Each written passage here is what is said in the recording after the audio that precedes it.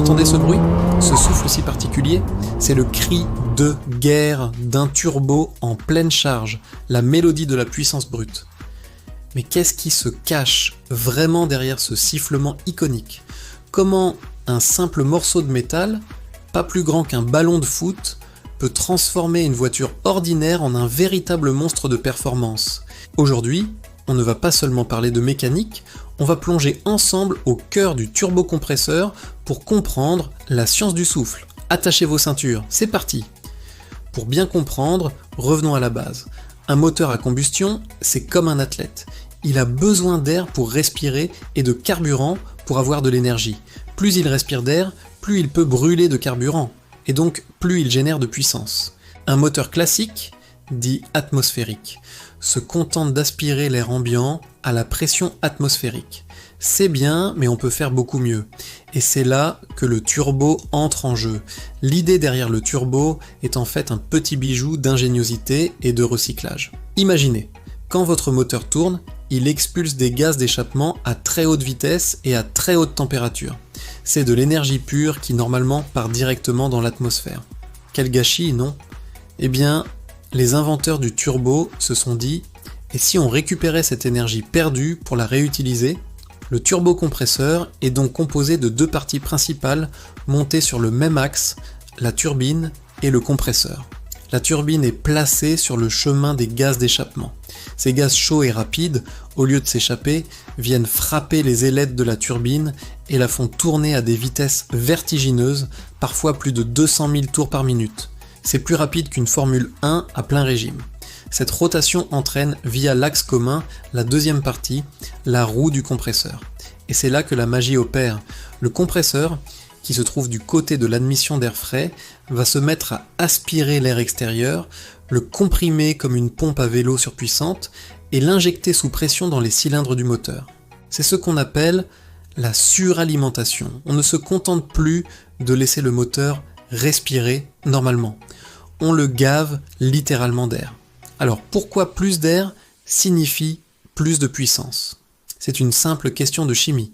La combustion est une réaction entre le carburant et l'oxygène de l'air. En forçant plus d'air dans les cylindres, on y met beaucoup plus de molécules d'oxygène.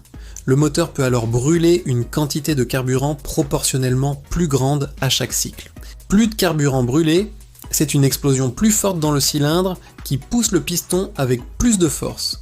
Le résultat est sans appel, une augmentation spectaculaire de la puissance et du couple. Pour vous donner une idée, un moteur turbo peut facilement développer 30 à 50% de puissance en plus qu'un moteur atmosphérique de même cylindrée. C'est comme si votre 4 cylindres de 2 litres se transformait en un V6 de 3 litres sans changer la taille du moteur. Mais comme souvent en ingénierie, il y a un mais. Quand on comprime un gaz, sa température augmente. C'est une loi physique inévitable. L'air qui sort du compresseur peut atteindre plus de 150 degrés Celsius. Et là, on a un problème. L'air chaud est moins dense que l'air froid. Il contient donc moins de molécules d'oxygène par volume. On perd une partie du bénéfice de la compression. Pire encore, un air d'admission trop chaud peut provoquer un phénomène dangereux pour le moteur appelé cliquetis, une auto-inflammation du mélange qui peut endommager les pistons. C'est ici qu'intervient un autre composant essentiel du système, le refroidisseur d'air, plus connu sous le nom d'intercooler. Vous l'avez sûrement déjà vu, c'est ce radiateur souvent placé à l'avant de la voiture. Son rôle est simple mais crucial, il refroidit l'air comprimé qui sort du turbo avant qu'il n'entre dans le moteur. En abaissant sa température, on augmente sa densité, ce qui permet d'y faire entrer encore plus d'oxygène. C'est un double gain, plus de puissance et une meilleure fiabilité pour le moteur. L'intercooler, c'est un peu le garde du corps du turbo, il s'assure que tout se passe bien. Maintenant, parlons d'une sensation que tous les conducteurs de voitures turbo un peu anciennes connaissent bien, le fameux turbolag, ou temps de réponse. C'est ce petit délai, ce creux, qui se produit entre le moment où vous écrasez l'accélérateur et le moment où la pleine puissance déboule enfin. D'où vient ce phénomène? C'est simplement le temps nécessaire pour que les gaz d'échappement aient assez de débit et d'énergie pour faire accélérer la turbine et le compresseur jusqu'à leur vitesse de fonctionnement optimale. Pendant ce court instant, le moteur se comporte presque comme un moteur atmosphérique avant de recevoir la vague de puissance. Et heureusement, les ingénieurs ont travaillé d'arrache-pied pour réduire, voire éliminer ce fameux lag. L'une des solutions les plus répandues aujourd'hui est le turbo à géométrie variable.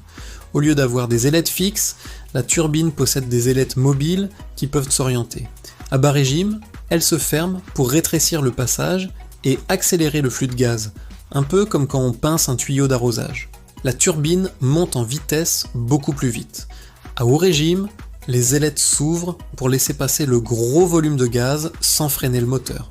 Le résultat, une réponse quasi instantanée à l'accélérateur et un couple disponible sur une plage de régime beaucoup plus large. Et la technologie ne s'arrête pas là. On voit maintenant apparaître des systèmes d'assistance électrique. Un petit moteur électrique est couplé au turbo pour le faire tourner instantanément à bas régime, avant même que les gaz d'échappement n'aient assez de force. Le lag est complètement gommé, la puissance est immédiate.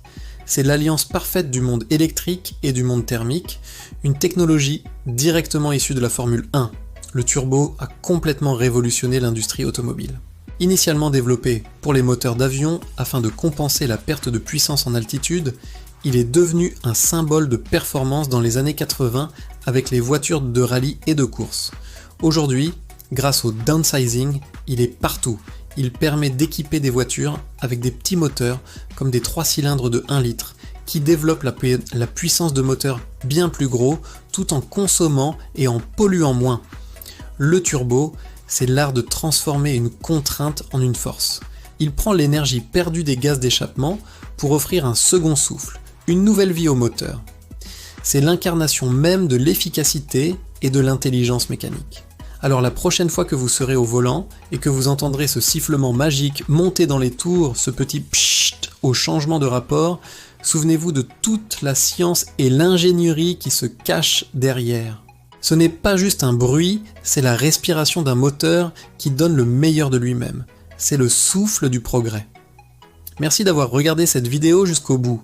J'espère que cette plongée au cœur du turbo vous a plu. Dites-moi en commentaire si vous préférez les moteurs turbo ou les moteurs atmosphériques, et pourquoi. Si vous avez aimé, n'oubliez pas de laisser un gros pouce bleu, ça aide énormément la chaîne. Et surtout, abonnez-vous et activez la cloche pour ne manquer aucune de nos prochaines explorations mécaniques. À très bientôt sur la route.